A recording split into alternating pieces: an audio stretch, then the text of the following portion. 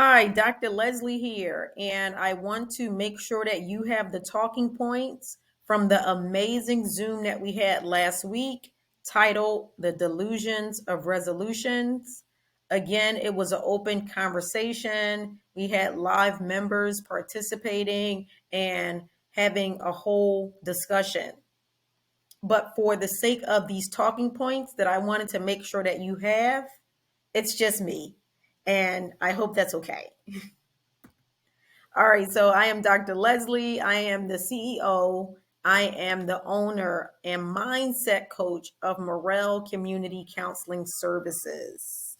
I can be found on Instagram, Facebook, and YouTube. My Instagram handles are dr.les underscore MCCS, and that is on Facebook and Instagram, and Mindset Mastery Coaching underscore MCCS. That's on Instagram, Facebook, and YouTube.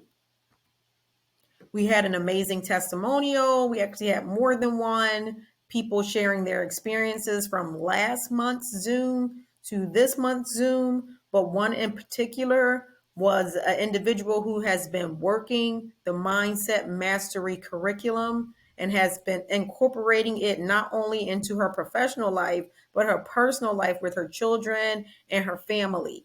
And she has noticed that she has shown up differently. Her family has responded to her differently, and she's starting to get the mileage out of the program that she had been seeking. So, in just as little as 30 days, a tiny little mindset shift has been able to give her the results that she's been looking for, and she's continuing to work the program. So, we were surprised and, well, not surprised, but we were happy that she was able to share with us. Okay, so we talked about some housekeeping, but that doesn't apply here because it's just me and you. All right, so our initial question was, what does coming into a new year represent to you? And a lot of the participants talked about how the new year represents, sometimes it represents a lot of anxiety and fear because they hadn't reached their goals from the previous year, or the year went by so fast and they didn't even have a chance to set a goal or to achieve anything.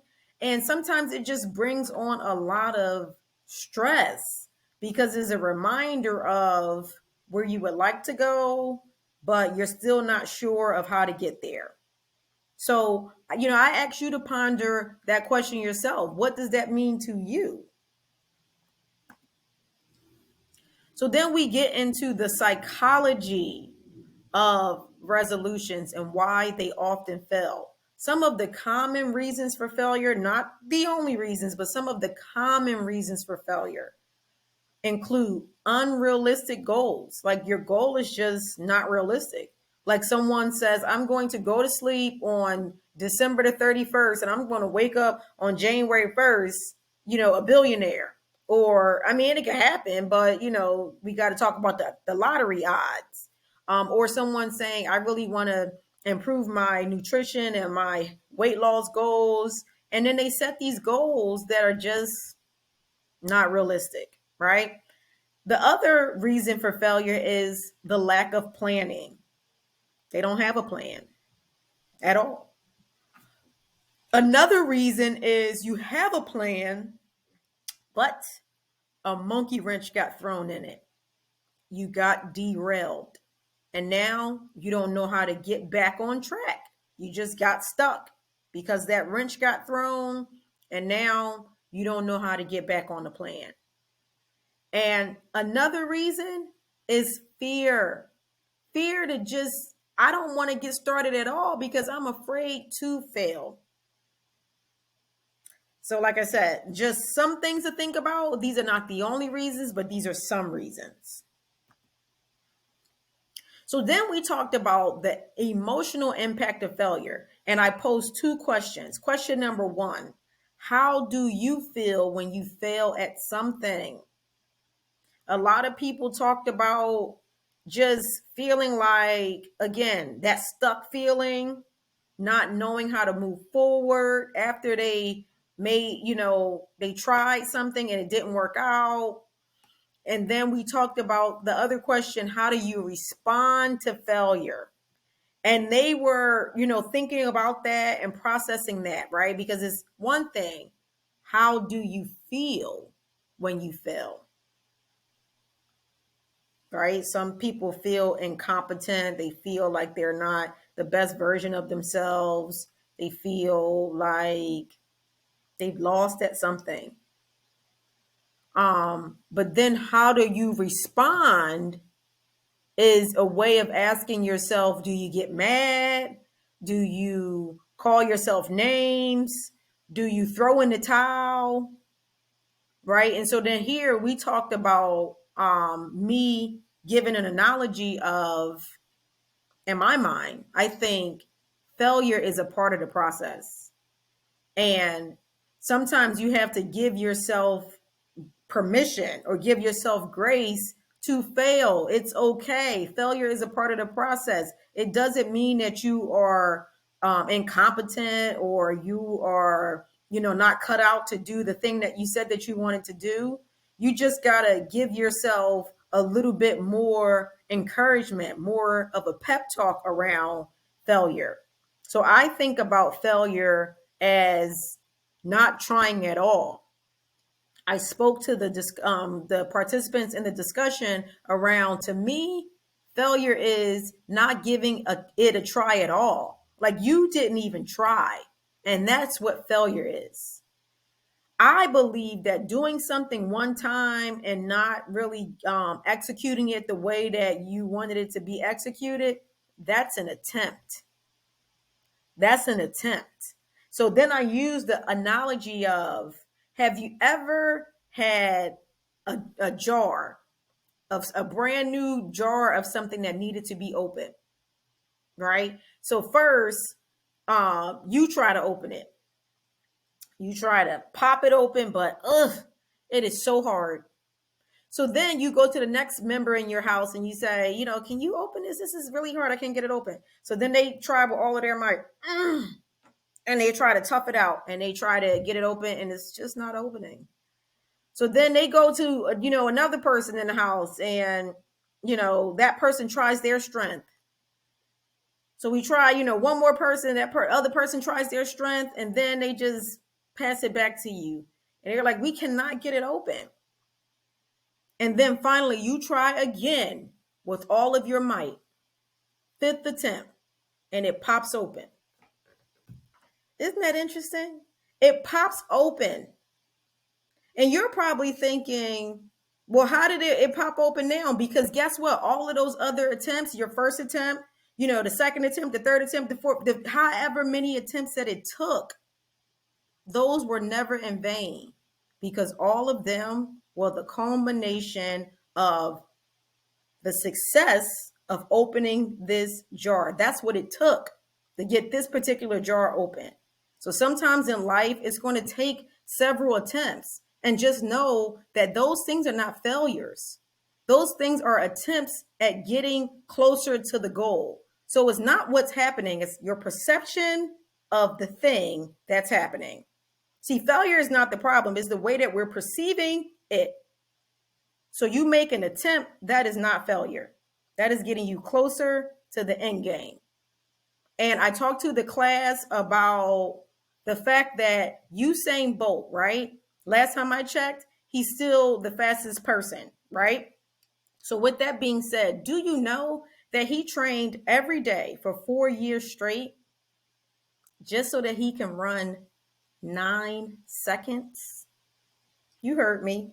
He trained for 4 years straight, 4, just so he could run 9 seconds.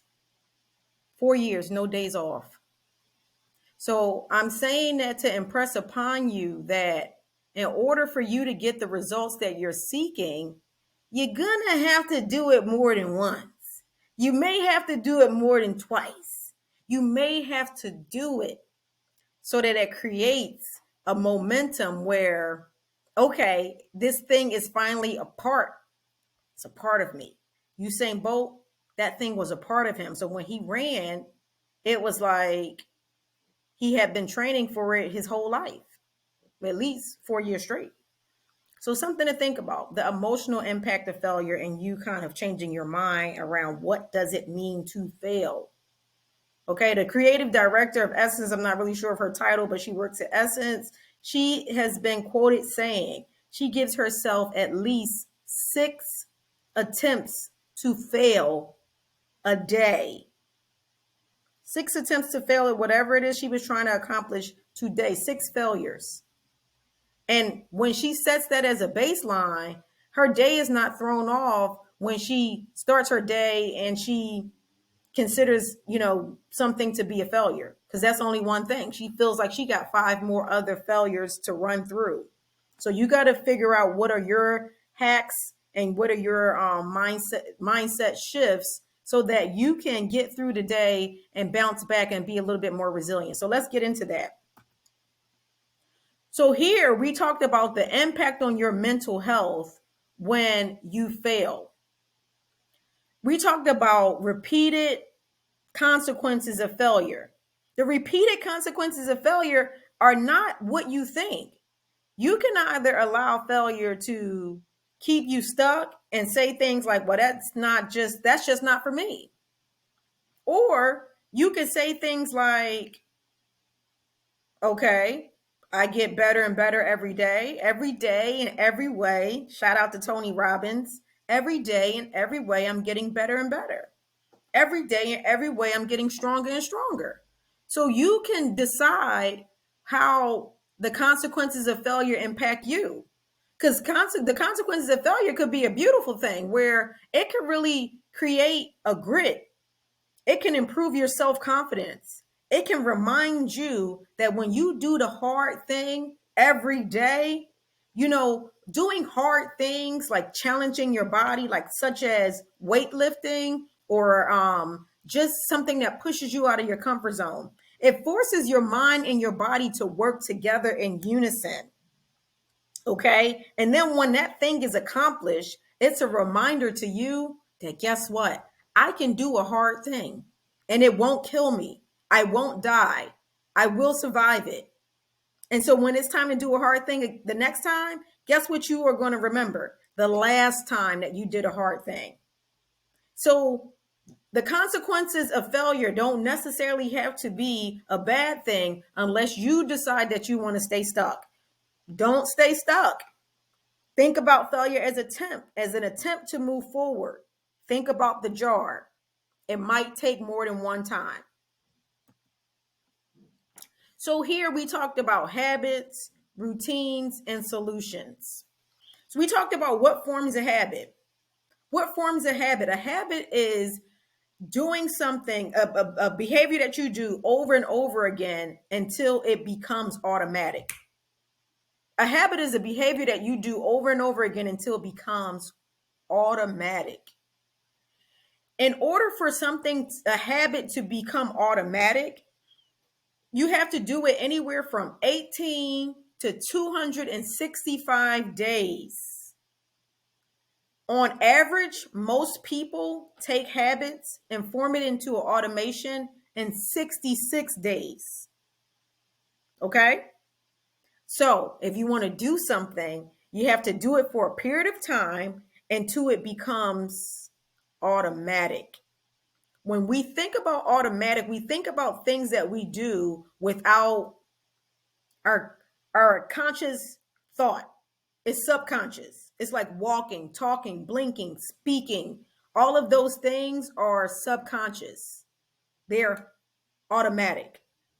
So how do we take this new habit that we want to learn and make it automatic? So we talked about the importance of doing things in small, subtle changes, like saying things like, I'm going to wake up tomorrow and I'm going to be down 50 pounds. Well, unless it's a serious medical condition happening, that's not possible, right? But if I do small, subtle changes over time, then guess what? I can meet that goal because now I am doing it over time. I am creating a habit. I am not only creating a habit, but I'm creating this habit into my automated system of my lifestyle. Then we talked about the impact of past conditioning. Whose habits are you taking on? A lot of times we're taking on the habits of our family, we're taking on the habits of our parents, our partner, social media's influence, and all of that.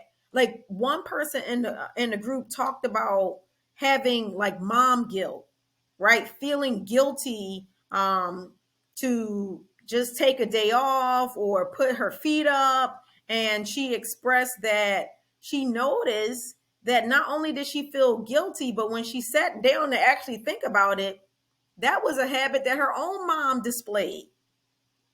And she was literally muscle memory, automation, taking on someone else's habit. So before we start doing stuff and we need to change or make these shifts, we need to also look at whose habit is this? Is this my habit? Or is this my mama's? Or is this my father's habit? Or is this my husband's or my wife's habit? Is this my boss's habit? Whose habit is this? So if you want it to be your habit, let's figure out what you want to do and let's silence all of the other noise, such as social media, such as, friends and family, unless they are kind of walking and doing the same thing that you're trying to do. Then we talked about mindset around forming habits. So I was giving you a little bit of the mindset and the mantras around things that you have to do to make these shifts. It's not going to be this overnight microwave instant gratification sort of outcome. It is going to be work because we're not talking about, these cookie cutter resolutions. We're talking about a lifestyle. And the only way to make a resolution a lifestyle goal is to form it through automation, to make it a long-term habit. So then we got into my new ebook, Delusions of Resolutions, Cultivating a Lifetime of Achievement Beyond the New Year. And the tips here we discussed were reflections and expectations. You got to reflect back so that you can figure out what your next steps are moving forward. We talked about resolutions and how to form those into habits. The book gives you step-by-step strategies and actual tips where you can write out. It's like a workbook where you can write out what are some things that you want to shoot for. Then we, in the book, discuss lifestyle goals. See, we're not talking resolutions anymore. We're talking lifestyle goals. This is your lifestyle, right? This is not just this pie in the sky. Like you want to run around and do certain rituals on a new year. Now, some things are cultural, and I understand that. I don't want to get away from that. But we also want to get into the mentality of achieving an actual goal. So how do we link these goals to our values? That's what makes it a little bit more embedded, where you start to believe in this thing. So I'm going to give you an example. I work out, but it was times when I was trying to create the habit of working out and having a system for myself where, it was easy to fall off because it wasn't a habit yet, and I hadn't made it a part of my value.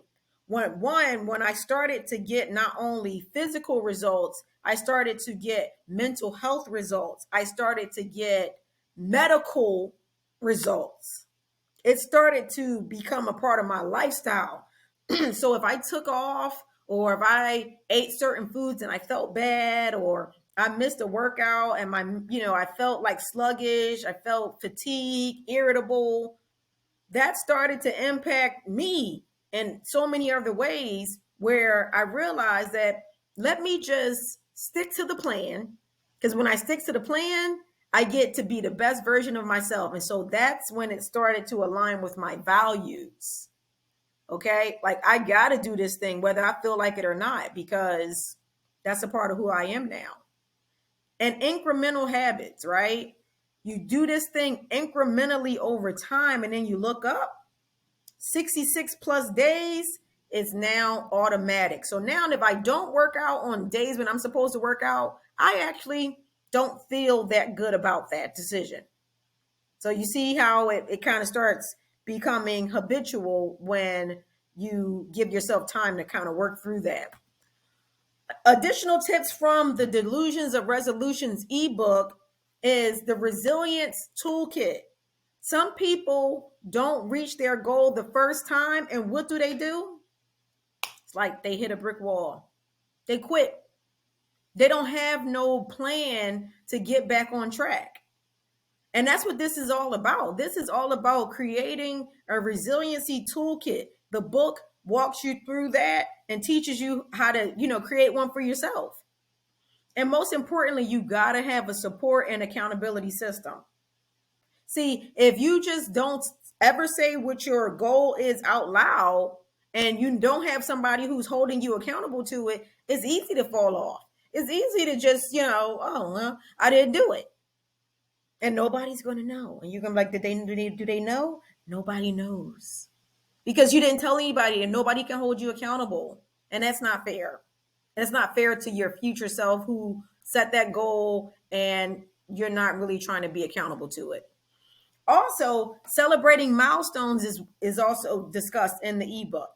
You got to celebrate the small victories. You can't just wait until it's graduation day, or you can't wait until it's big ceremony day or it's big party day. We got to celebrate the small accomplishments of the one yes that you did get on your business opportunity, or, the IRS sending you your EIN number to start that business, whatever it is, whatever your thing is, you got to celebrate the small milestones. I'm not saying go and empty out your bank account every time you have like a little achievement, but acknowledge it. Pat yourself on the back, say you go, like, I'm so proud of you. I'm so happy and grateful that you're sticking to the plan. Like, I'm looking forward to seeing what's next. And another tip from the book is wellness integration. You have to take care of yourself. This body that you're in, this is the only vehicle that you ever going to get. See, last time I checked, I didn't see nobody. Like, people might be able to go and get enhancements and do different things to their body, but you can't get a new body. You cannot get a new body. I can't trade this one in and say, you know what, this one is driving me crazy. I got to go get a new one. So I have to take care of the one that I'm in. Wellness integration. Take care of yourself. When you take care of your body, it will take care of you. So anyone wanting that ebook, you can just scan the barcode, scan the QR code, and you will have access to that. If you need that, that can be provided to you at any time. Reach out to me or any member of my team, and we will be able to get that to you. All right. So that is a guidebook to help start you off in this new year, and you have a roadmap to achieving your goals. The difference between last year and this year is decisions, right? We don't want to do the same thing and keep getting the different result, right? So scan this code here and you will have access to all those tips and those tools at your fingertips.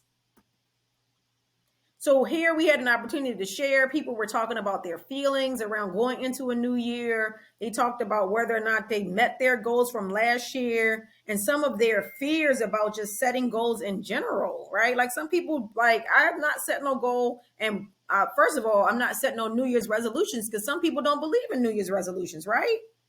So we had an open dialogue here and we discussed. And a lot of people talked about their pain points. They talked about, some of their struggles with mental health, some of their struggles with being stressed and overwhelmed, just wanting to have like a safe space where they can process it all and have someone to kind of coach them, guide them, and encourage them so that they can meet their goals. And we're talking about people from all walks of life, all types of professions, all genders. Okay, so we had an amazing call. And we got into the introduction of the Mindset Mastery Coaching Program. At the Mindset Mastery Coaching Program by Morel Community Counseling Services, what we do is help individuals create an environment where they're overcoming major lifestyle transitions and not letting symptoms like anxiety and chronic stress get them down.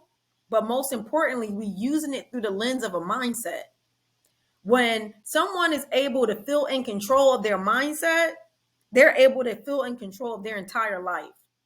And what I teach people in the Mindset Mastery Coaching Program is what I also taught myself, as not only as a practitioner, but as a student in my own personal case study, that mindset mastery is quintessential. And we have an initiative that we have already launched, and we have a few spots left. It's not for everybody. And so I don't want you to feel like, okay, well, I'm looking at this presentation. Maybe she's talking to me. Maybe I am. But maybe I'm talking to somebody that you think could benefit from a great time for healing. We have the program that starts January 15th. We only have a few seats left.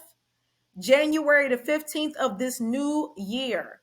Like I said, we have people from all walks of life who are just looking for something more, like someone to hold their hands, guide them through mindset mastery, mindset transformation. How do you transform your mindset? Real life tips and strategies to overcome symptoms such as anxiety, chronic stress, waking up feeling renewed because you have a plan and you're not waking up feeling anxious like the weight of the world is on your shoulders. Going to sleep because you feel like you actually accomplished something today. And not only were you able to help yourself, you were able to be present in your life for your family. You were able to be present for your coworkers. You were able to show up as the best version of yourself. So in this new year, if someone is saying, I don't have the tools, I don't have the strategies, I don't have the tips, and they're looking for that, we have that. But most importantly, if someone's looking for accountability, they're looking for support, they're looking for a community of like-minded individuals, the Mindset Mastery Coaching Program is the program for them. And so that initiative, a great time for healing, that class is filling up fast. And again, if you know someone who could benefit from that, please share the information with them or share my contact information with them so a member from my team or myself can reach out to them and get all of their questions answered about a great time for healing. Because guess what I do know? It is an amazing time for healing. So with that being said, we're going to have more opportunities for you to know about Mindset Mastery Coaching and the initiative of a great time for healing. Be on the lookout for information about the webinar, the free live webinar on January 4th of 2024. And we will be answering questions live about this particular program. But again, we only have a few seats left. So if it's not for you, please share it with someone that you feel like could benefit from a great time for healing through the Mindset Mastery Coaching Program. And if you are interested in just joining and you do not want to miss out on an opportunity to delay, here you go with the QR code, scan that and get yourself locked in, and you don't have to worry about it. And you just are looking forward to enjoying your holidays because you already know that you have a game plan that's going to set you straight for the new year. Okay. So again, get yourself locked in. If you have a hard time opening up this QR code, please reach out to me or a member of my team at dr.les_MCCS on Instagram or Facebook. Or you can also reach me at Mindset Mastery Coaching _MCCS, Instagram, Facebook, or YouTube. All right. Thank you so much. I appreciate it. I appreciate your time, and I wish you a thriving holiday season and a happy new year.